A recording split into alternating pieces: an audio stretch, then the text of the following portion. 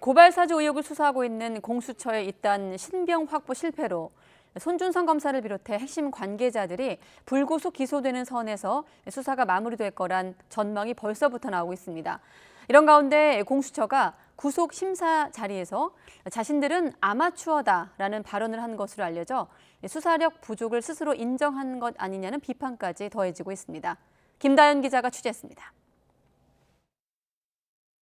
고위공직자범죄수사처는 지난 9월 9일 이른바 고발 사주 의혹 수사에 착수했습니다.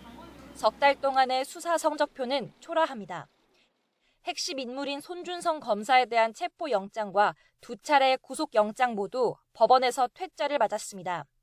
2차례 소환조사와 대검찰청 압수수색 등 보강 수사까지 했지만 혐의를 소명하기엔 역부족이었습니다. 수사 실력 부족이라는 비판과 함께 구속심사 과정에서 오갔던 말까지 도마 위에 올랐습니다. 여운국 공수처 차장이 당시 구속 필요성을 설명하는 과정에서 자신들은 아마추어이고 손 검사 측은 수사 전문가라고 말했다는 겁니다.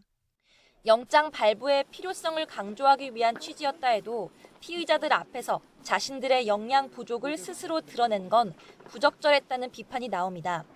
수사 적법성을 두고도 잡음이 끊이지 않고 있습니다. 이미 이뤄진 김웅 국민의힘 의원실 압수수색이 통째로 취소되기도 했는데 공수처가 법원 결정에 불복하면서 당시 압수수색의 위법 여부는 대법원 판단을 받게 됐습니다.